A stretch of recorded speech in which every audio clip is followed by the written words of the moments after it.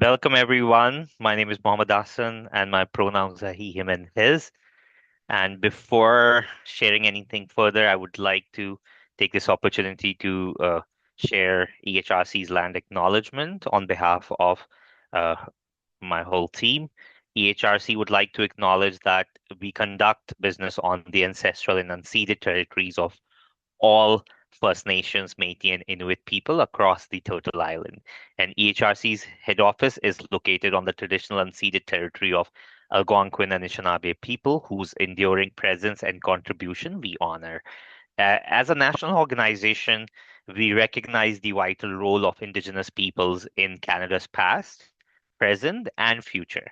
And we are committed to supporting reconciliation through our work, our partnerships, and actions, respecting the inherent and treaty rights of all Indigenous peoples, and striving to build relationship based on respect, dignity, trust, and cooperation. And the reason why I always make sure to start any kind of conversation with the land acknowledgement is important part of, for us to remind ourselves where we are and whose land we are on, and also how much work needs to be done to align ourselves with Truth and Reconciliation Commission's recommendations. So this webinar is presented in partnership with our awesome partner, Efficiency Canada, and we have Natasha Daniels, a Workforce Development Program Manager from Efficiency Canada with us. Uh, Over to you, Natasha. Thank you so much, Mohammed. So thank you for the introduction. I am the Workforce Development Program Manager at Efficiency Canada.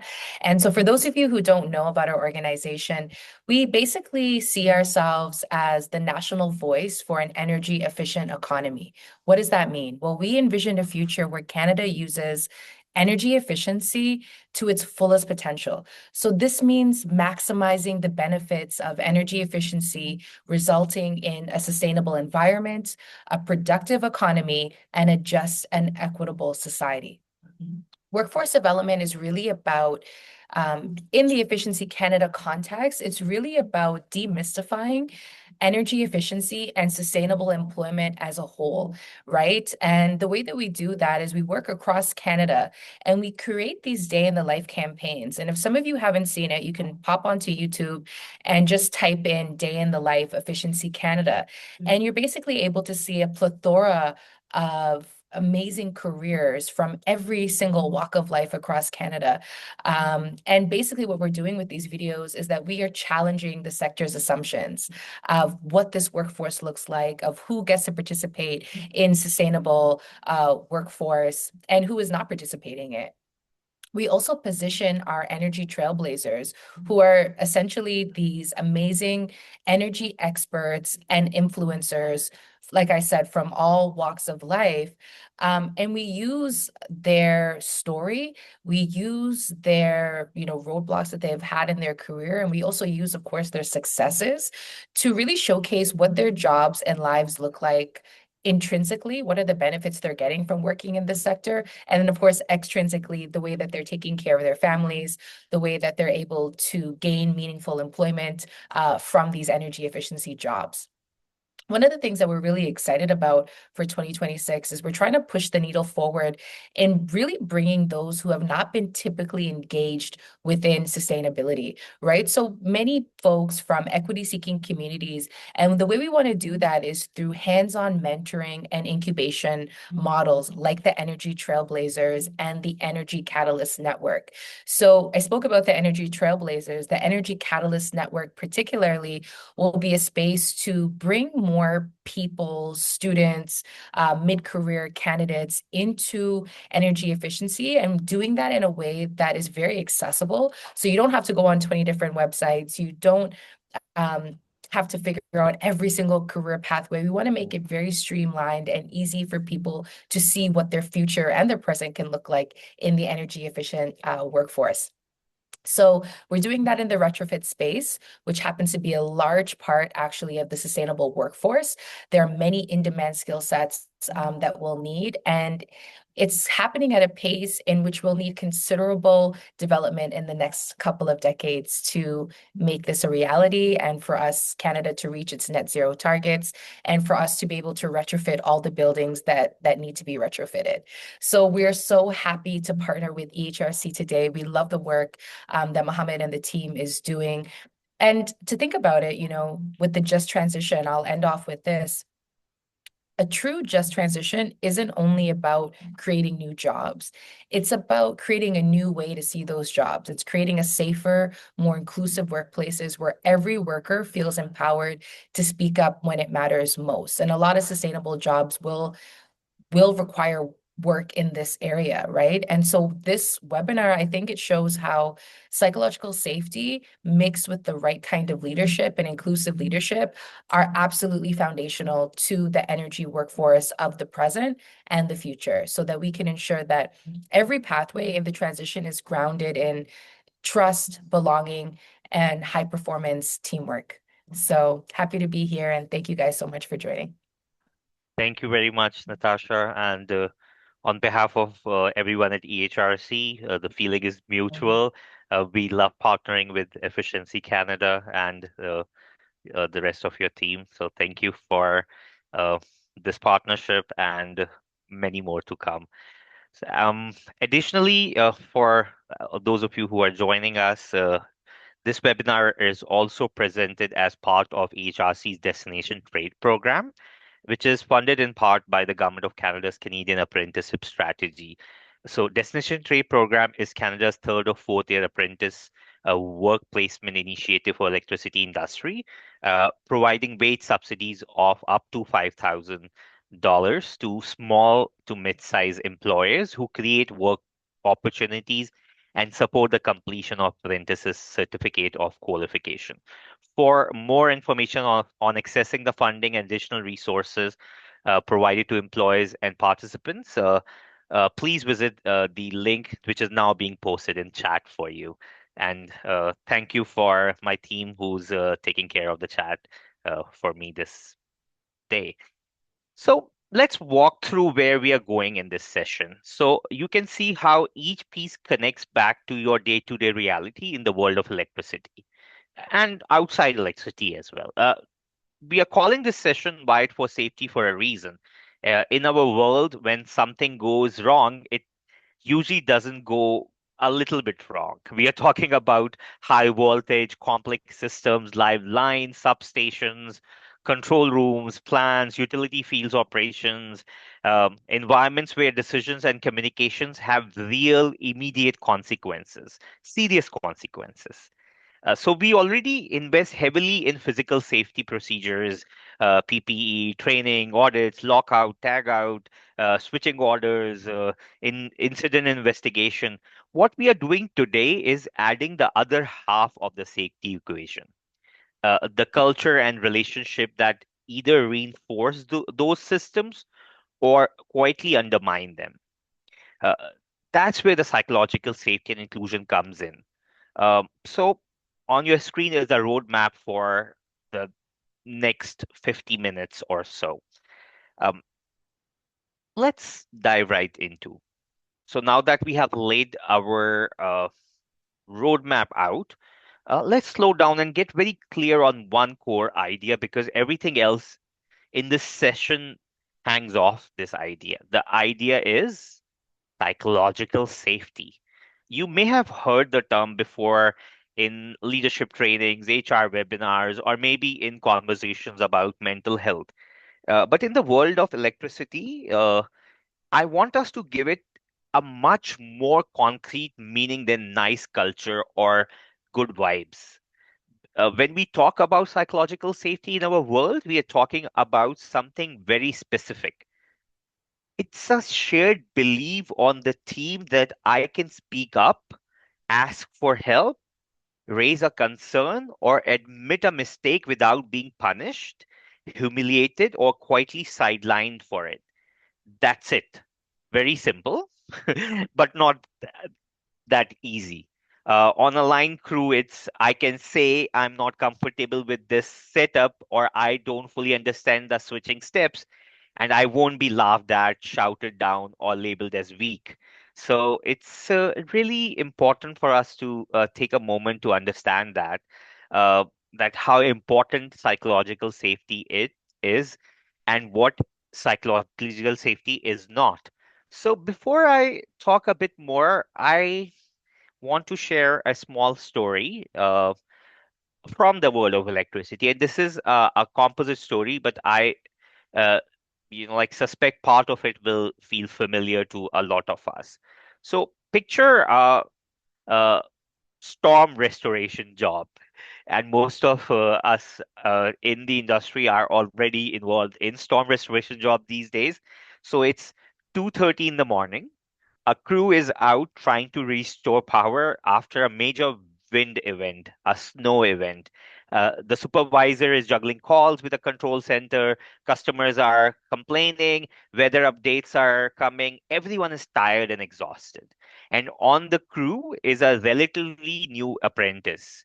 Let's call her Sarah for now. And she's talented. She has done the training. She knows her stuff, but this is her first really intense winter storm event. She's also the only female on the crew, and she's also a newcomer to the country, adding more intersectionality to her identities. And English is her second language. They're going through the tailboard and reviewing the switching steps as they are setting up.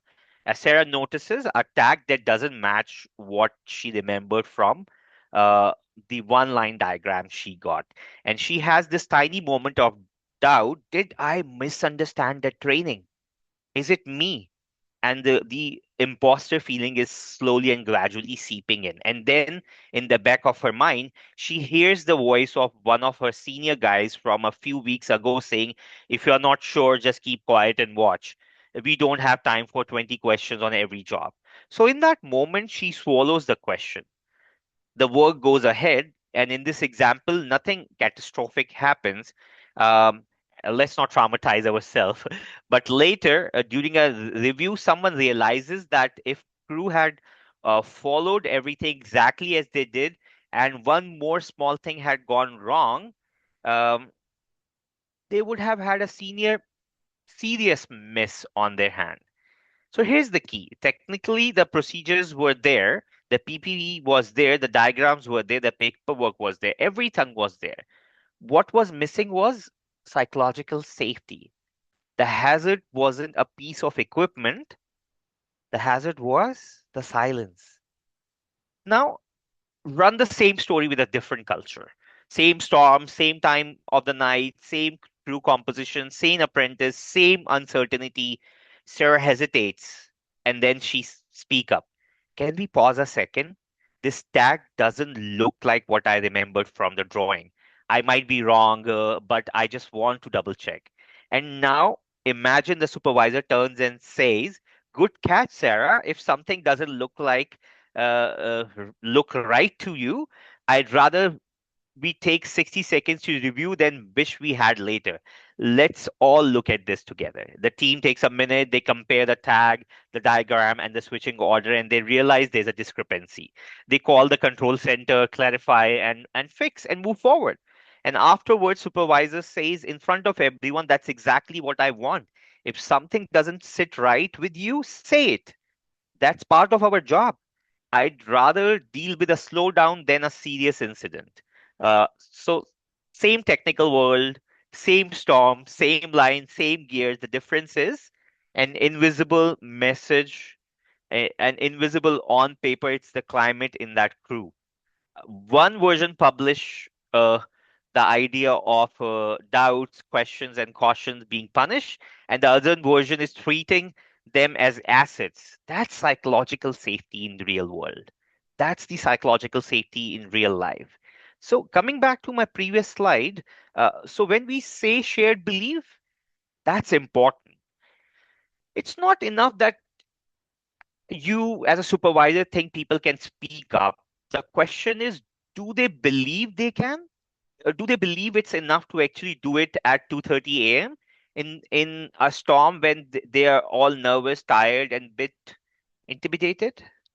Psychological safety. lives in the gap between the way we say in policy or on posters and what people feel they can actually do without getting burned socially, professionally, and literally.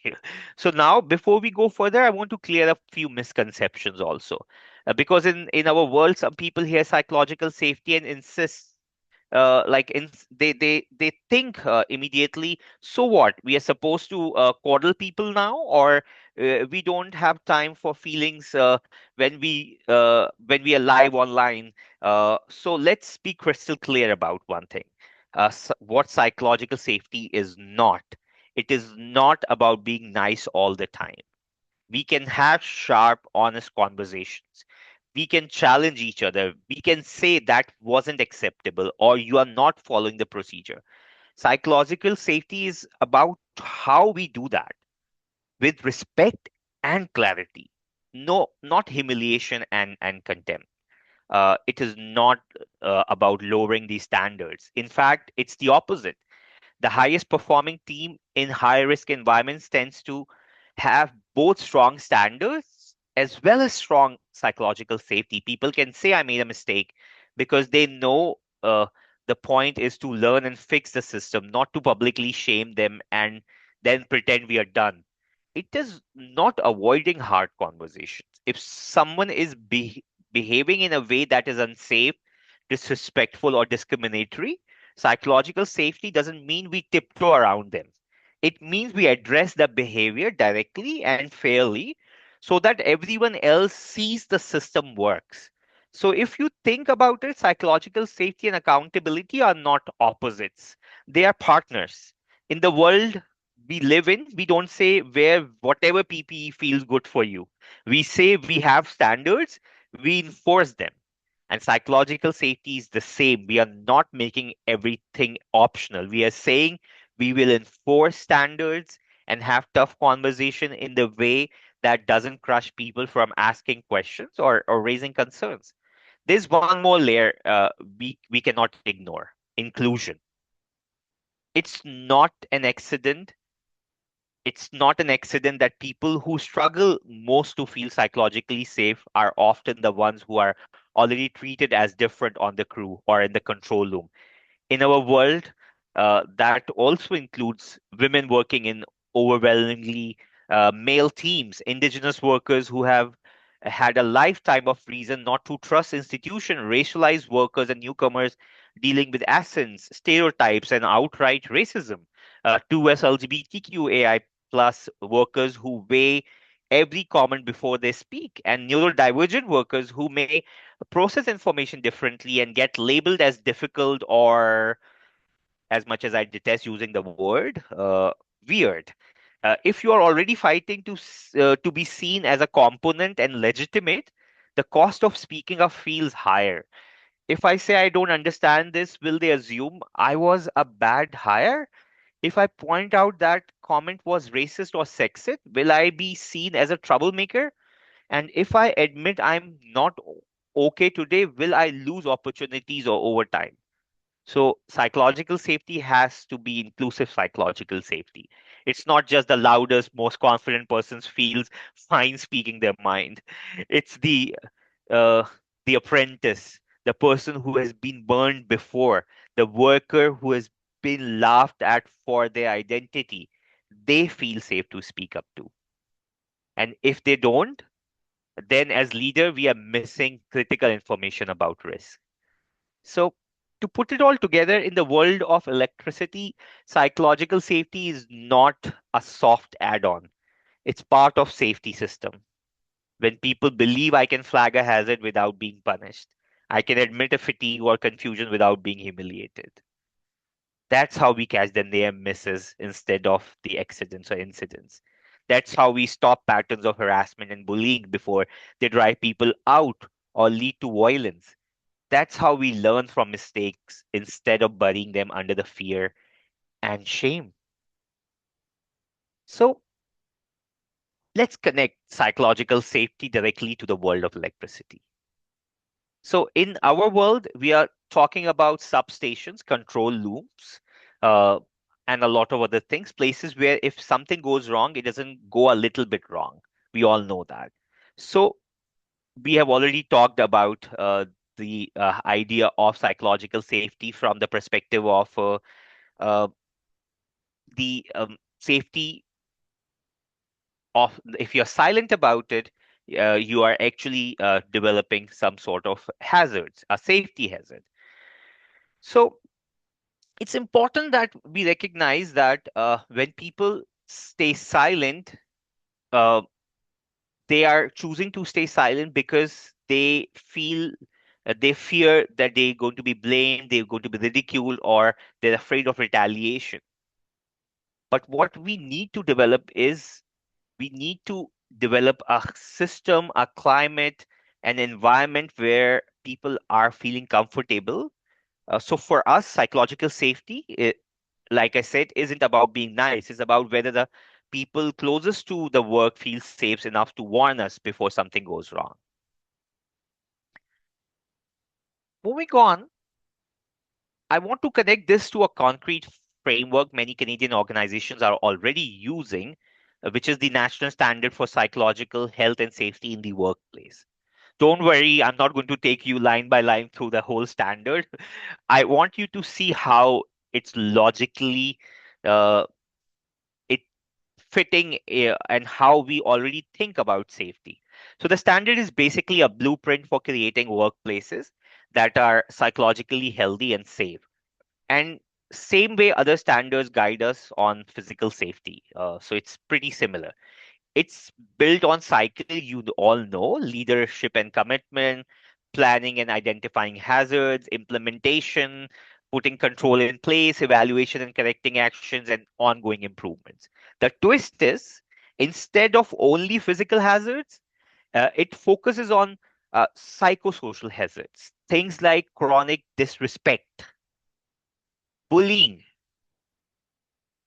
over controlling environment, micromanagement, harassment, poor communication, role conflict, lack of support, um, unnecessary criticism, unnecessary pressure from the supervisors, exposure to trauma and violence. In the world of electricity, this connect directly to how supervisor respond when someone is raising a concern or asking for help, or how often is your supervisor literally or figuratively throwing you under the bus in front of the senior management, and how harassment or discrimination is handled, how mental health and fatigue are treated, and whether people feel safe to be honest about mistakes and risks. I want you to see the standard as a backbone you can lean on when you are trying to improve culture. It's not extra over there, it's a way to formally recognize that psychological hazards are real hazards. And let's translate this framework into everyday practice for all of us. What does this standard look like on the ground? Is the question I would ask. And the answer is simple. When the standard talks about commitment and leadership in our context, that looks like leaders saying out loud, if you see something, I expect you to speak about safety, about harassment, about anything that doesn't feel right. Backing people who raises concerns, even when it's inconvenient or slows us down. And when it talks about planning and hazard identification, that means asking hard questions like, where are the psychological hotspots in our system? Which crews, which site, which shifts? Looking not just at incident reports, but at patterns. High turnovers on one crew, lots of complaint about a specific supervisor, a site everyone wants to avoid, a project everyone wants to look the other way. So those are the things that we need to look at.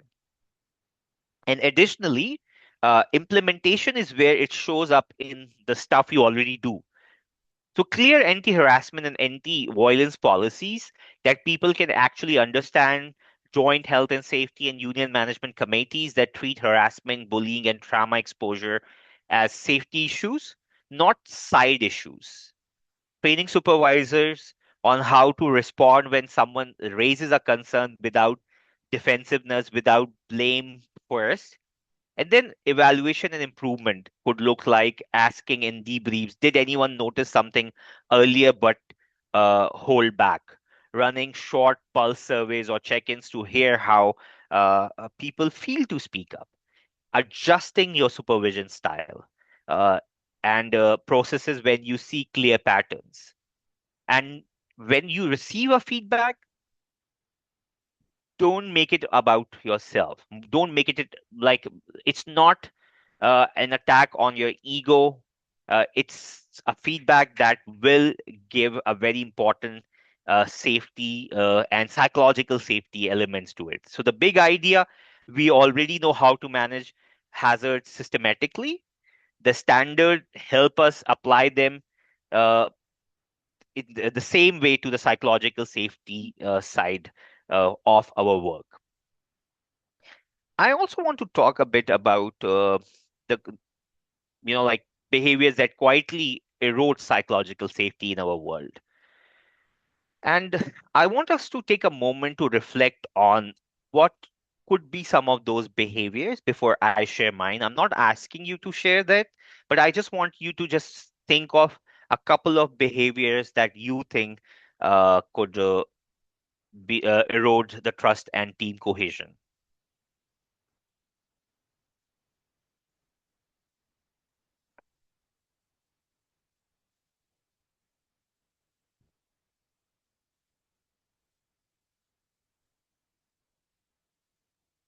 And there is a pole in front of you in high risk environment like substation control rooms or field operation, which factor poses the greatest long term risk to a strong safety culture?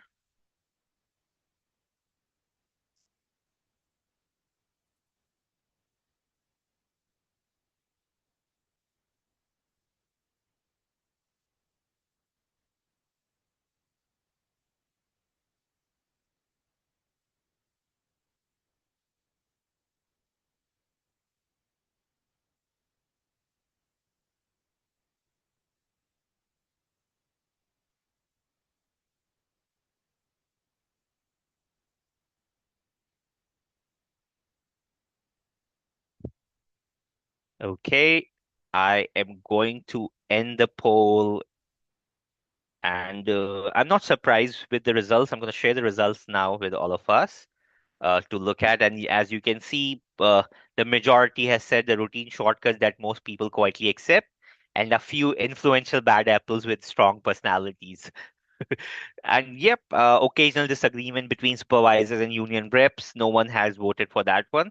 And a major incident every few years is another option. Like 4% of you all has have actually selected. I'm going to stop sharing and going to share some of the things that I have. Some of these will sound familiar to all of us. The blame first reaction. Who messed this up? Before what happened, and the ridicule or shaming when someone asks a basic question or raises a concern.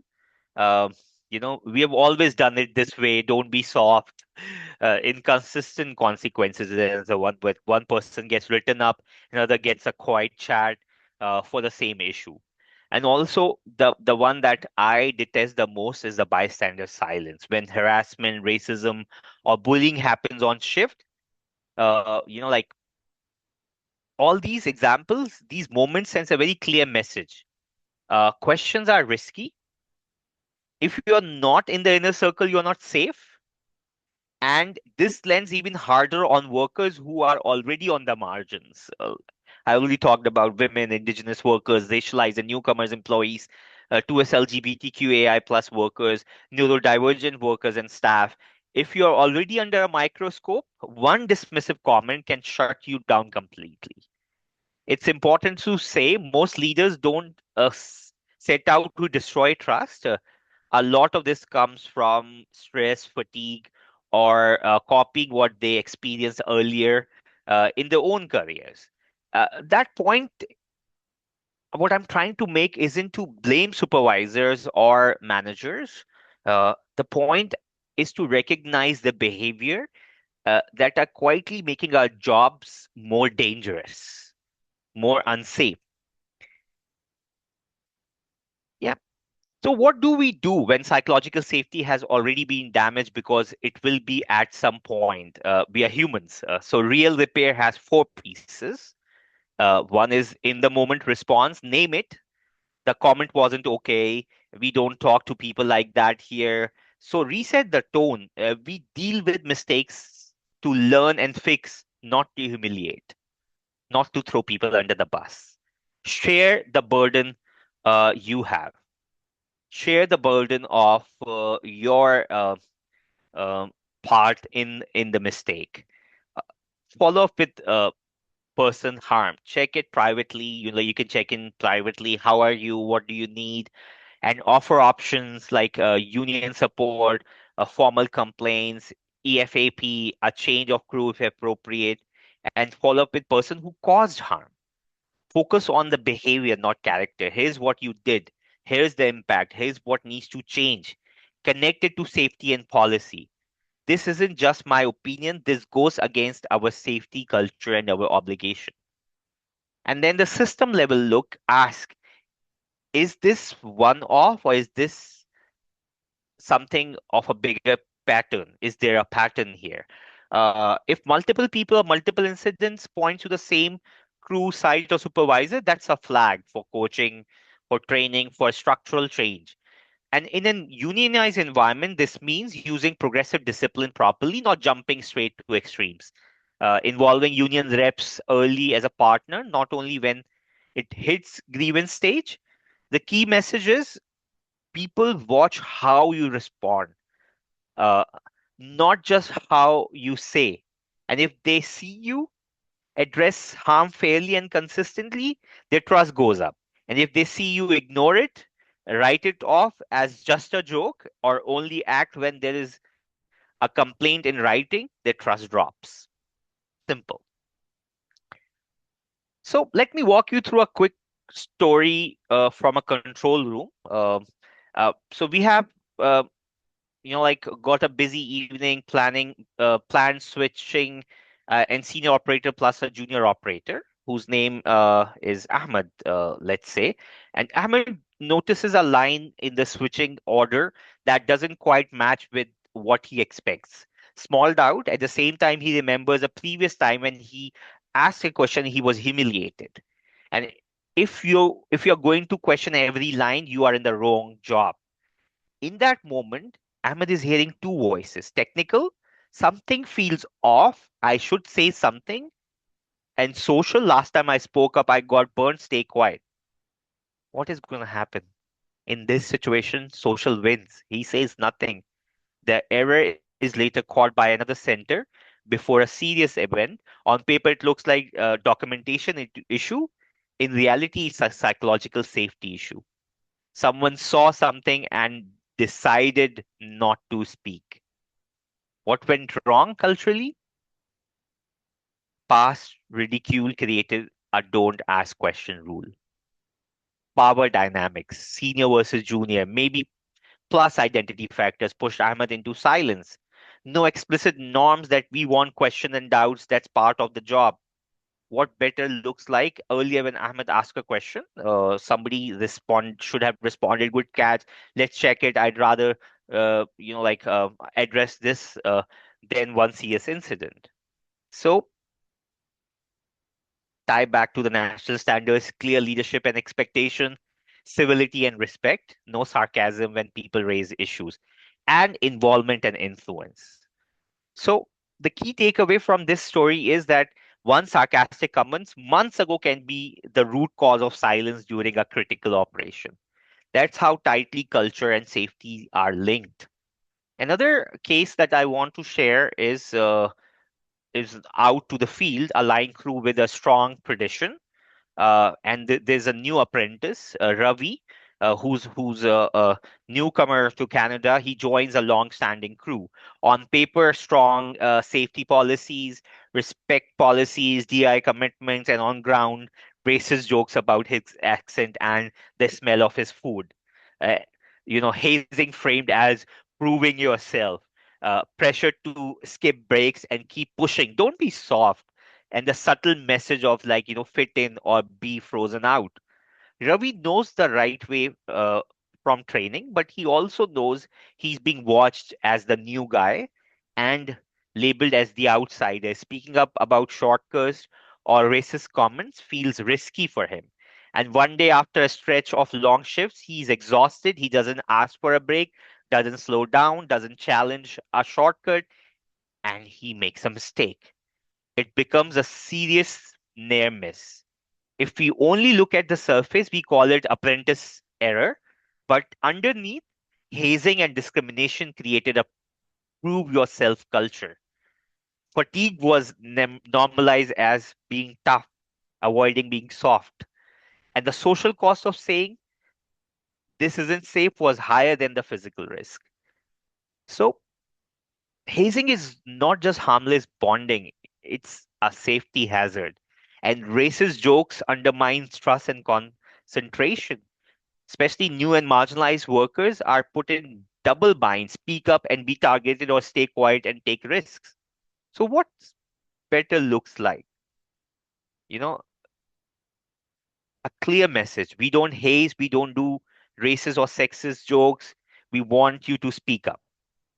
And union and the management is aligned. This is a safety and a dignity issue, not just a personality conflict or just our style. That's how we do things here. And the one takeaway then I want you all to remember is when tradition creates fear and silence, it's not culture anymore. It's not fun anymore. It's risk. It's humiliation. And so, what does inclusive leadership look like in our context? A few core behaviors that I want to talk about is first of all, invite voice. Don't just allow it. Um, Ask what might we be missing. Rotate who leads part of the tailboards or the briefings when appropriate.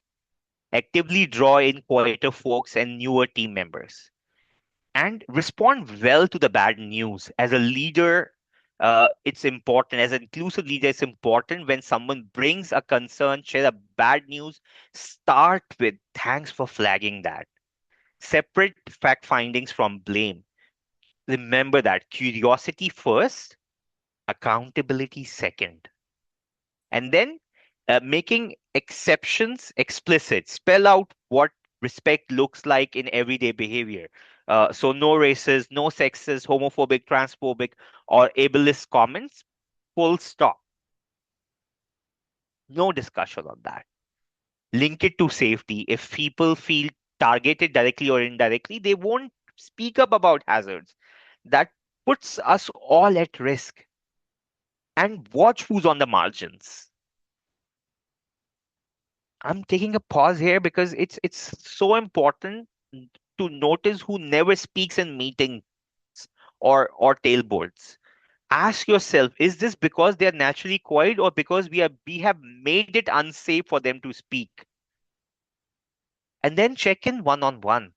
What helps you feel safe to speak up here? What gets in the way? Inclusive leadership is not about being everyone's best friend. It's about removing fear as a barrier to telling the truth. And if we cannot be an inclusive leader, then we are not doing our job right. So let's move to the next slide and let's try and look at from the unionized perspective. In a unionized environment, inclusive leadership and psychological safety has a very specific flavor. Uh, First, unions are not the enemy of psychological safety. In a good setup, they are partners in it, and nobody benefits from workplace where people are harassed, intimidated, or afraid to report hazards. And there are some key practices that we need to make sure that we are keeping in our day-to-day work. The first one is the respecting roles and rights. Know that the collective agreement says about discipline, performance, health and safety, and harassment, and loop in union reps early when patterns emerge instead of waiting for crisis. And then also use progressive discipline properly. Start with clear expectations, backup and coaching, documenting the behavior and impact, and not rumors or identity. And escalate when needed, but avoid swinging between ignoring and overreacting. Um, and also engage in the joint structures, like treat harassment, bullying, trauma exposure, and burnout as items for joint health and safety committees and union and management committees, just like any other uh, workplace health and safety issue is treated. And look at the trends. Are certain crews or leaders generating more complaints? And a big one, protection against retaliation. Make it clear if you raise a concern or file a complaint in good faith, we will you will not lose opportunities because of it. And then check reality. Who is getting good shifts, overtimes, trainings? Make sure practice matches the promise. Make sure you practice what you are promising and preaching. Done well, coaching in a union context can build trust. People see that issues are handled fairly, transparently, and with respect. Another thing that I want to add about the practical tools for supervisors' micro habits, and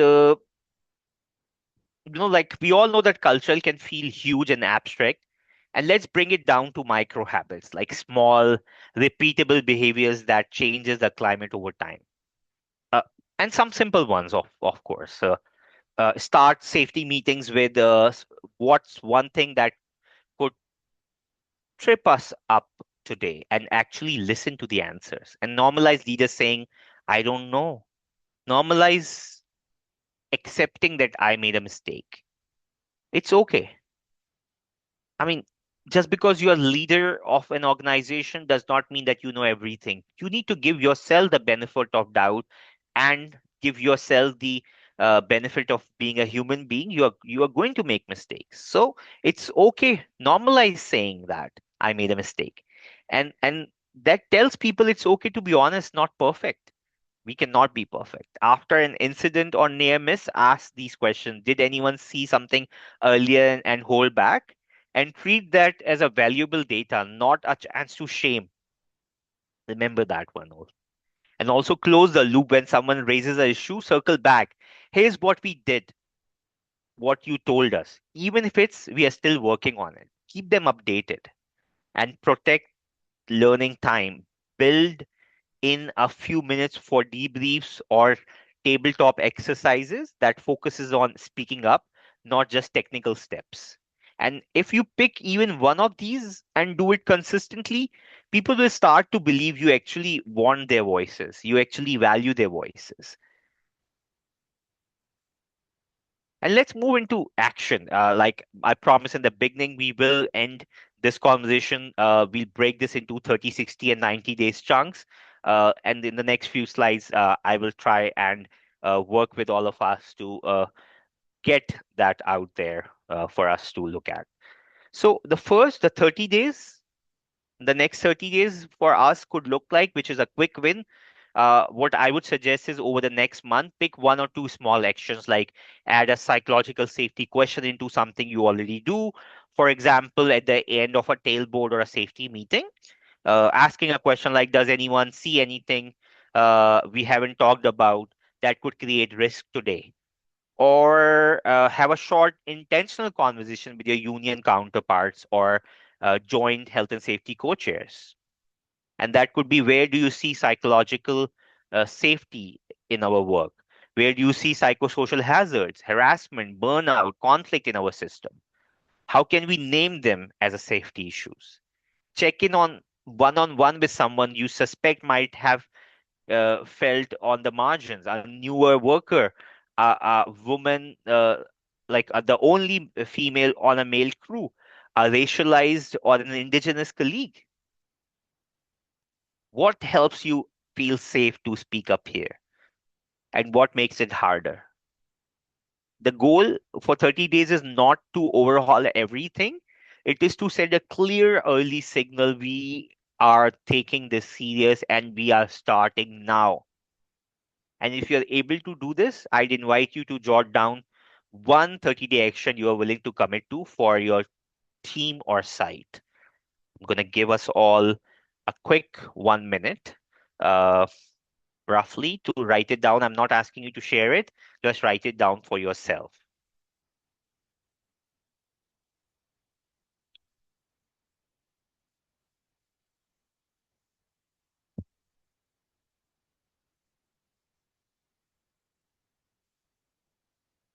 Now, looking a bit further out, the 60-day mark, and this is about building momentum. By 60-day, you might take one recent incident, near miss, or serious complaint and deliberately review it through a psychological safety lens. Where did people feel unable to speak?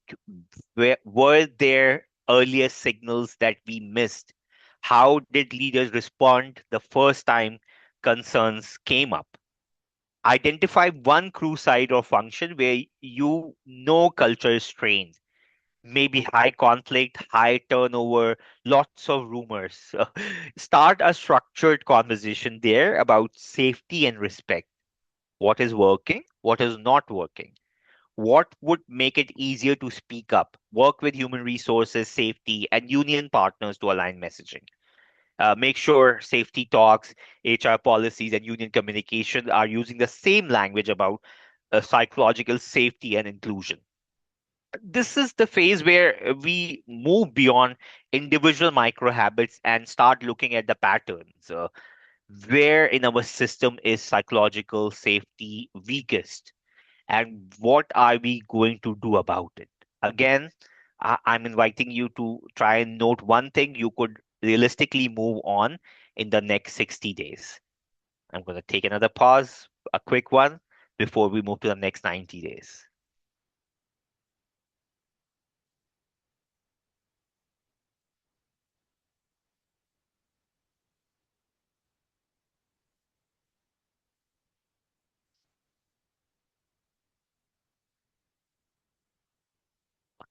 All right, and finally, the 90-day horizon. This is about building psychological safety into the system, not just into individual good intentions. By 90 days, some of the possibilities hopefully we can have is integrating psychological safety into our formal safety process. Like, add psychosocial hazards in your hazard assessments, include psychological safety questions in safety audits or management reviews, and put it as standing item on joint health and safety committee or union management meeting agendas.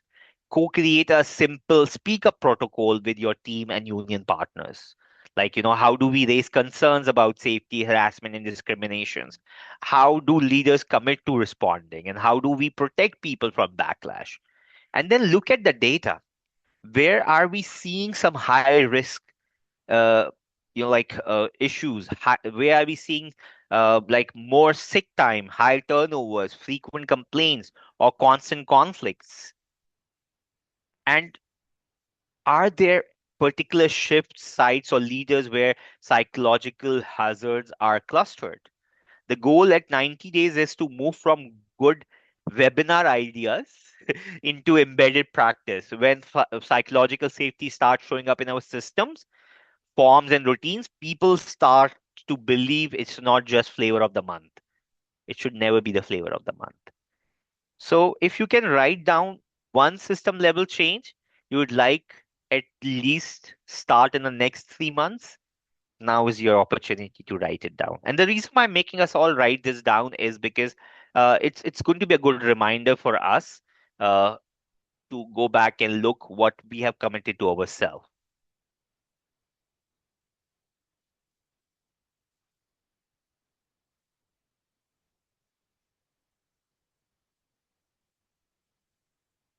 So this conversation can go on, and we are reaching almost to the top of the hour.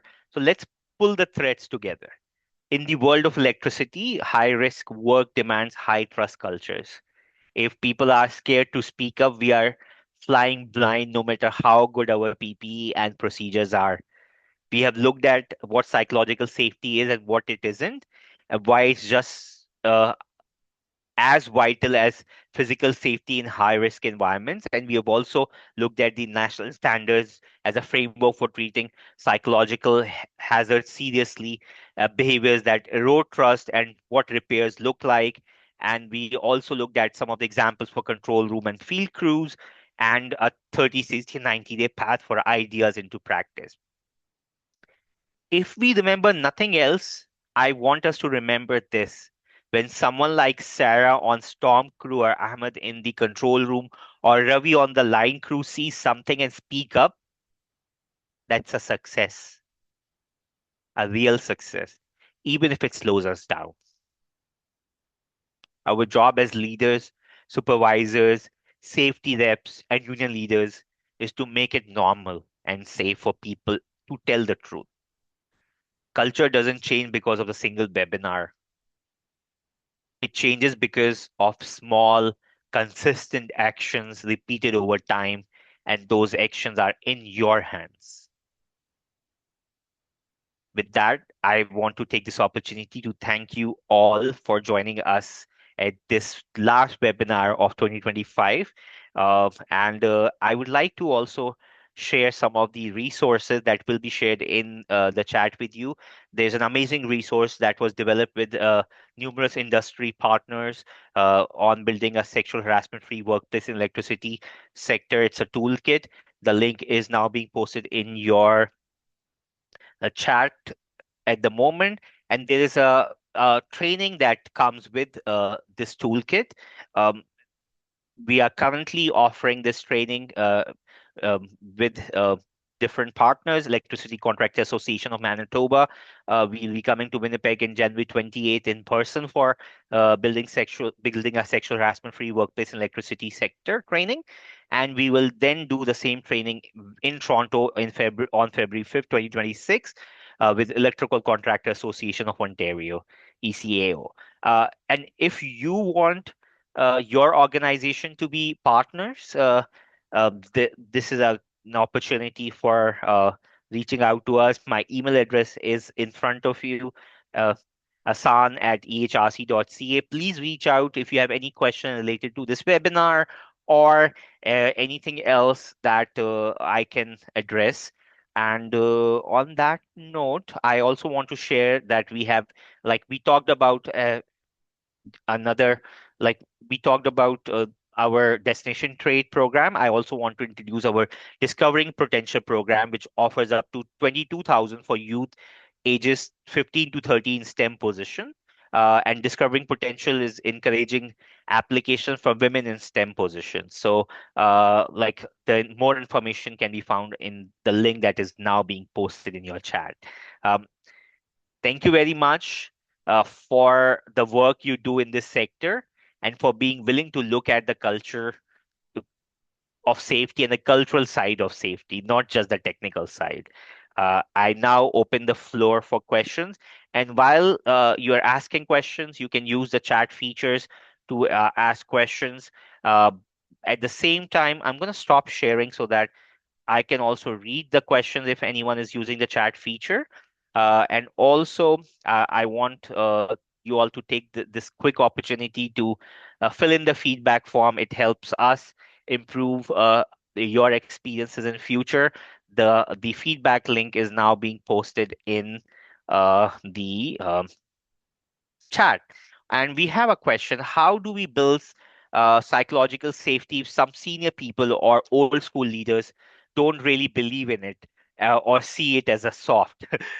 Yeah, this one comes up a lot in the world of electricity. We all know those old school leaders who say things like, "We didn't need this stuff back in my days," or "People are too sensitive now." So how do we move anything forward when people with the most power are sometimes the most skeptical ones? I'd offer three thoughts. First, connected directly to safety and reliability, no, not feelings. Uh, so if we frame psychological safety as let's be nicer, we lose them, uh, like, and if we frame it as higher near miss reporting, fewer serious incidents, there's a like better storm response, then we are speaking their language. We can say uh, this isn't about making work cozy. This is about making sure that people who sees uh, these problems feel safe enough to say it out loud. And second, start where you actually have influence. You might not be able to change a VP tomorrow, but you can change how you respond when someone brings you the bad news. And yeah, how your crew or team runs tailboards. and how your group handle mistakes and complaints. Yep. Thank you very much for that question. I'm gonna check uh, if there are any other questions. I don't see any. Uh, Once again, on behalf of Electricity Human Resources Canada and Efficiency Canada, uh, thank you very much for joining us. Uh, Happy holidays and a very happy new year to those of you who I won't be seeing until the new year. And you will be hearing from us for the new series of webinars and new topics. And if there is any topic that you want us to cover in our future series, you know where to find us. Thank you very much. Have a great rest of your day. Stay warm. Take care.